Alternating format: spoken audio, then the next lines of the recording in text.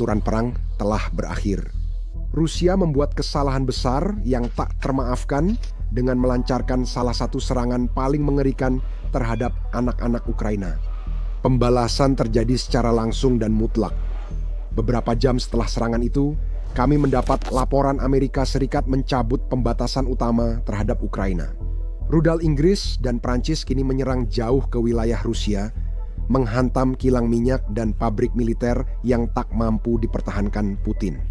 Tapi Anda lihat pembalasan tidak berhenti sampai di situ.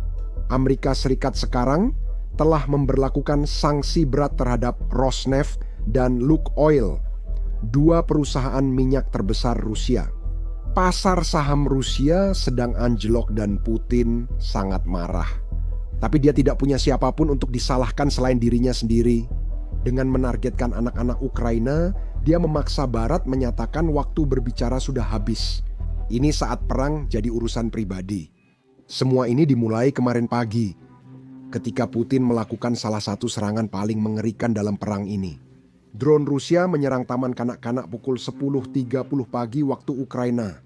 Ini terjadi tepat di tengah hari sekolah pada pagi hari. Kami memiliki rekaman serangan dan juga misi penyelamatan oleh petugas pertama setelahnya. Tapi bahkan saat itu, Rusia menyangkal semua ini, mengklaim bahwa semua urusan anak-anak ini adalah rekayasa oleh NATO. Dan sebenarnya ini adalah lokasi milik NATO. Izinkan saya tunjukkan buktinya, lalu Anda putuskan sendiri.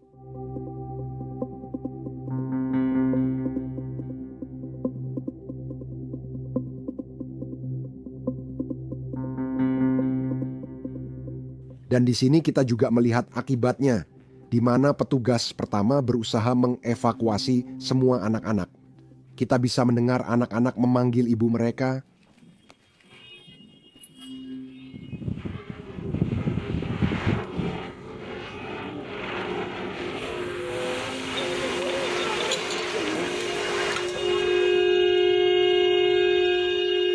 Cantik.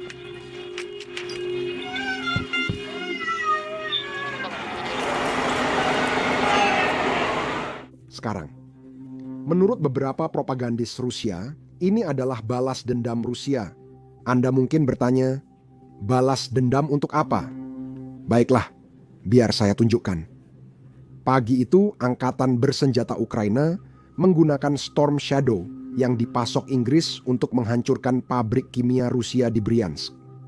Pabrik ini adalah fasilitas penting dalam kompleks industri militer Rusia. Pabrik ini memproduksi bubuk mesiu, bahan peledak tempur, bahan bakar roket Dal-Arah. Rusia memulai invasi ini. Itu berarti Ukraina sepenuhnya berhak untuk menghancurkan pabrik ini.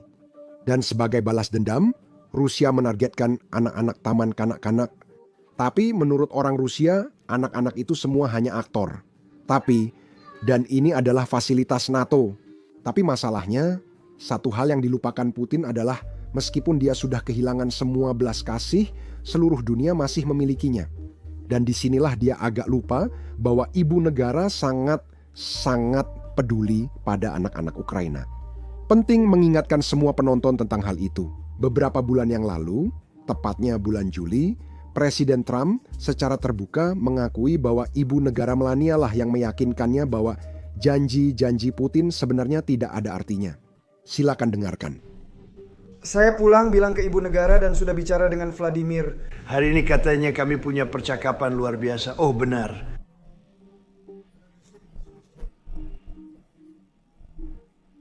Selain itu, ketika Putin datang ke Alaska, ibu negara mengirimkan surat pribadi kepadanya dan surat itu berisi pesan yang sangat spesifik.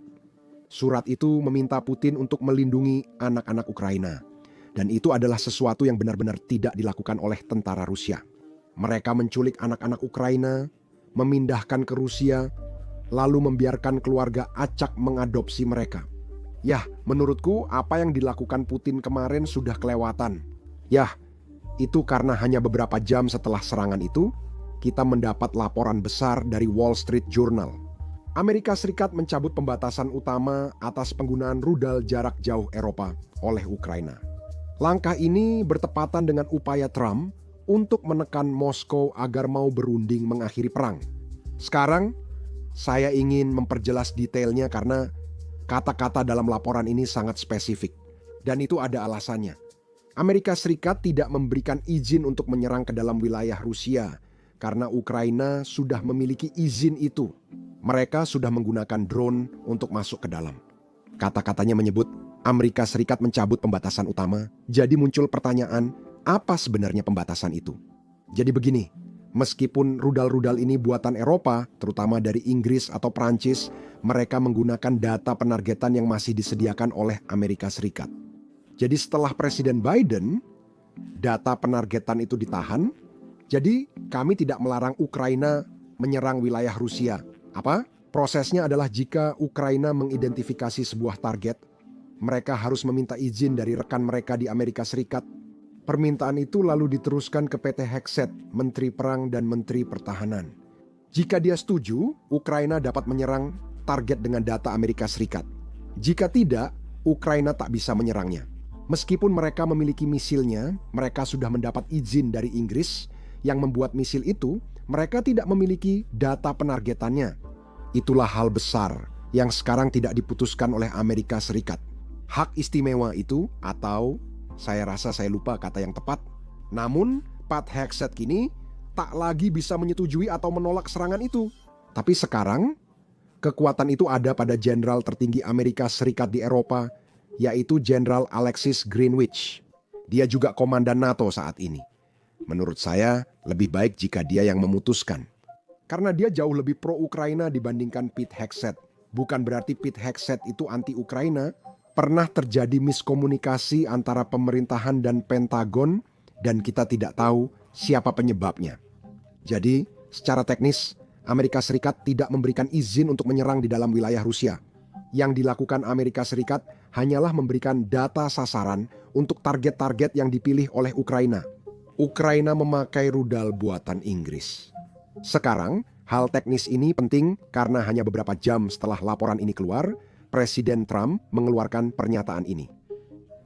Sore tadi, Anda memposting di media sosial bahwa laporan Wall Street Journal adalah cerita palsu. Palsu. Wall Street Journal itu palsu. Lebih sedikit kepalsuan soal keuangan dibanding gosip.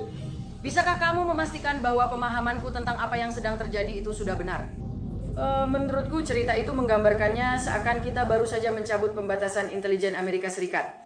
Ya bukan, maksudnya aku memberi izin kepada Ukraina untuk menembakkan rudal jauh ke dalam wilayah Rusia. Aku tidak melakukan itu.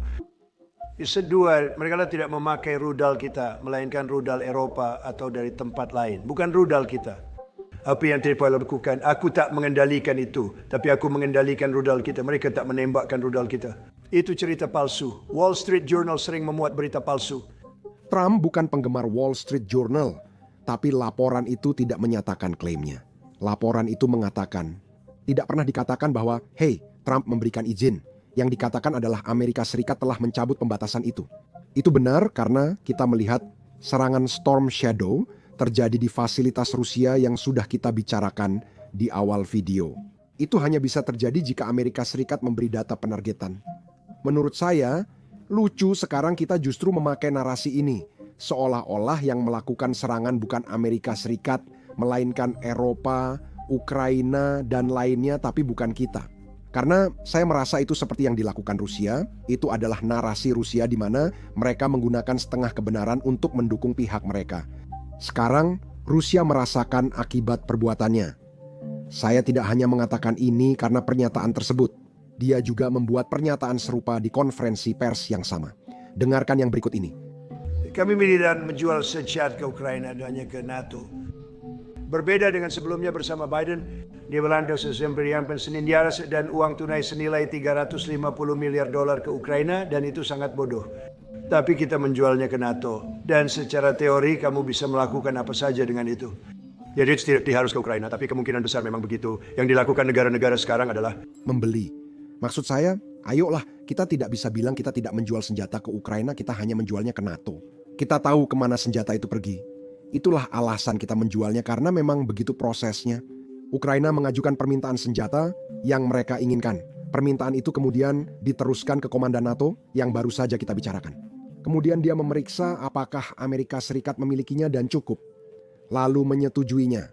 Kemudian NATO membeli senjata itu dan memberikannya kepada Ukraina. Cukup jelas kita tahu mengapa ini terjadi. Kita hanya tidak mau mengakuinya. Dan saya senang tentang itu. Beginilah cara Rusia beroperasi. Mereka selalu menggunakan hal-hal seperti ini, seperti narasi perang informasi, hanya untuk membingungkan semua orang. Dan sekarang, kita juga melakukan hal yang sama. Jauh lebih sulit bagi Rusia untuk menyalahkan Amerika Serikat. Saat Presiden menyatakan secara terbuka bahwa kita tidak memberi senjata ke Ukraina, hanya ke NATO. Kami tidak setuju serangan di Rusia, hanya Eropa yang melakukannya. Saya tahu orang-orang Eropa mungkin tidak senang tentang hal itu. Tapi bagi saya lebih senang memikirkan bahwa Rusia merasakan akibat dari perbuatan mereka sendiri. Seperti yang saya sebutkan di awal video, pembalasan belum berakhir. Berita utamanya adalah sanksi-sanksi. Saya menyebut ini berita terbesar karena belum pernah ada sanksi baru di pemerintahan ini. Trump memperpanjang beberapa sanksi yang diumumkan Presiden Biden, namun hanya sebatas perpanjangan. Ini benar-benar baru, dan ini jelas salah satu sanksi terberat yang pernah diumumkan Amerika Serikat. Itu mencakup seluruh sanksi di era Presiden Biden. Hari ini sangat penting bagi apa yang kita lakukan. Ini sanksi luar biasa, sangat besar. Itu ditujukan pada dua perusahaan minyak besar mereka. Kami berharap sanksinya tidak lama. Kami berharap perang akan segera berakhir. Kami baru saja menjawab terkait berbagai jenis rudal dan hal-hal lain yang sedang kami pertimbangkan. Tapi kami tidak berpikir itu akan diperlukan. Amerika Serikat memberikan sanksi pada perusahaan Rusia, Rosneft, dan Lukoil, dua perusahaan terbesar di negara itu. Rusia memilikinya, dan Rosneft adalah milik negara. Jadi ini secara langsung sangat merugikan rekening Bank Putin. Setelah mendengar semua ini, saya yakin semua orang bertanya, bukankah Rusia sudah jadi negara dengan sanksi terbanyak di dunia? Apa bedanya sanksi-sanksi ini dibandingkan dengan sanksi-sanksi sebelumnya? Baiklah, biar saya jelaskan. Ini bukan hanya sanksi untuk Rosneft saja, ini berlaku untuk perusahaan yang dimiliki 50% atau lebih oleh perusahaan-perusahaan ini, sehingga mencakup lebih banyak anak perusahaan. Dan di atas itu semua, sanksi-sanksi ini sangat berbeda dari yang sebelumnya. Sekarang, ini adalah sesuatu yang sudah pernah kita bahas di video-video sebelumnya, tapi itu sudah lama sekali. Kalau tidak salah, di akhir tahun 2022, negara-negara barat mengumumkan sesuatu yang disebut batas harga, yang berarti kilang minyak Rusia, produsen minyak Rusia bisa menjual minyak mereka. Mereka tidak boleh menjual di atas harga tertentu. Harga awal yang diumumkan adalah $60. Beberapa bulan lalu, banyak negara Eropa menurunkan batas harga jadi $47. Artinya, siapapun yang membeli minyak Rusia, mereka harus memastikan membelinya di bawah harga itu. Karena kalau tidak, mereka akan terkena sanksi. Jadi ini memang dikenakan sanksi. Tapi lebih seperti, hey, kamu boleh lewat jalan ini, tapi kamu tidak boleh melebihi batas kecepatan tertentu. Kamu masih bisa berkendara di bawah batas itu, meski hanya sedikit membantu dibanding yang kami umumkan sekarang. Sekarang, kamu sama sekali tidak bisa berurusan dengan mereka. Kamu sama sekali tidak boleh lewat jalan ini. Jadi, perusahaan atau negara manapun yang berbisnis dengan perusahaan-perusahaan ini akan menghadapi sanksi sendiri. Selain itu, perusahaan-perusahaan tersebut tidak dapat lagi memakai dolar Amerika Serikat. Jadi ini berarti perusahaan-perusahaan Rusia harus melakukan banyak manuver tambahan untuk berbisnis, dan itu memang menyakitkan. Artinya, biaya naik dan margin keuntungan turun. Sanksi memang bekerja, tapi tidak seperti yang banyak dibicarakan orang. Ekonomi Rusia tidak akan langsung mati besok, meski saya menginginkannya, tapi faktanya tidak begitu. Lebih tepatnya, yang sedang terjadi kalau saya ibaratkan seperti ada jerat di sekitar ekonomi Rusia. Dan setiap kali sanksi baru diumumkan, jerat itu semakin kencang dan semakin kencang. Jadi ekonomi itu belum mati, tapi semakin sulit untuk bernapas. Sekarang, bukan hanya karena sanksi dari Amerika Serikat. Amerika Serikat juga meminta sekutu Eropa seperti Inggris, Jepang, Korea Selatan, Australia, dan Kanada untuk ikut serta. Mereka meminta semua orang menerapkan sanksi yang sama. Selain itu, pada hari yang sama, Uni Eropa mengesahkan paket sanksi ke-19 yang memiliki beberapa keunikan. di mana mereka menargetkan armada bayangan itu sendiri, mereka menargetkan 100 atau lebih dari 100 kapal yang merupakan bagian dari armada bayangan ini. Putin memakai cara ini untuk ekspor minyak ke India, Tiongkok, dan Turki. Itu juga sangat efektif karena setiap kali kita melihat kapal ini berlabuh di pelabuhan Tiongkok atau India. Artinya sekarang kita bisa menindak perusahaan pelabuhan itu karena berurusan dengan kapal yang disanksi. Hal ini menciptakan disinsentif bagi perusahaan-perusahaan agar tidak membiarkan kapal berlabuh di pelabuhan mereka. Mereka harus mengeluarkan biaya lebih besar untuk menyembunyikannya, sehingga biaya mereka meningkat saat mencoba menyembunyikan hal itu. Margin keuntungan Rusia menurun. Jadi memang ada cara-cara perusahaan bisa mencoba menghindari sanksi, tapi mereka mengambil risiko besar di mana mereka bisa diputus dari dolar Amerika Serikat, bank-bank Amerika Serikat. Dan di atas itu semua, saat mereka melakukannya, bahkan jika mereka tidak tertangkap, mereka tetap mengeluarkan lebih banyak uang. Jadi ini merugikan rekening bank Rusia. Sekarang, seperti yang bisa Anda tebak, dengan pengumuman sanksi tersebut, Presiden Trump juga mengumumkan bahwa dia tidak akan bertemu dengan Putin. Alasannya sederhana. Kami mengetahui detail panggilan antara Menteri Luar Negeri Marco Rubio dan Sergei Lavrov. Dan Rubio sangat kesal setelahnya. Dia bilang, Rusia sama sekali tidak berubah. Pikiran mereka tidak berubah. Mereka menuntut hal yang sama dan tuntutan mereka itu benar-benar gila. Mereka menuntut wilayah yang bahkan belum bisa mereka kuasai selama 10 tahun terakhir. Dan sebagai gantinya, Rusia bilang mereka akan berhenti menyerang, itu yang mereka katakan. Mereka bilang jika ingin serangan berhenti, beri kami lebih banyak wilayah. Itu bukan pertukaran yang baik dalam arti apapun, apalagi kalau kamu tahu sejarah Rusia. Seperti kata Presiden Eisenhower, janji Rusia tak bisa dipercaya. Tak ada yang mau menyerahkan tanah hanya atas janji Rusia tak akan menyerang. Tapi ya, ini jelas hari yang positif dalam hal semua tindakan yang diambil oleh Amerika Serikat. Jelas ini hari yang sangat mengerikan, hari yang menakutkan bagi anak-anak Ukraina, dan ya, itu saja pembaruan yang kami miliki hari ini. Jika Anda menikmati pembaruan ini, meskipun terasa aneh untuk dikatakan setelah membahas berita yang baru saja kita bahas, silakan tekan tombol suka dan berlangganan di bawah ini. Kami targetkan 2 juta pelanggan sebelum tahun berakhir.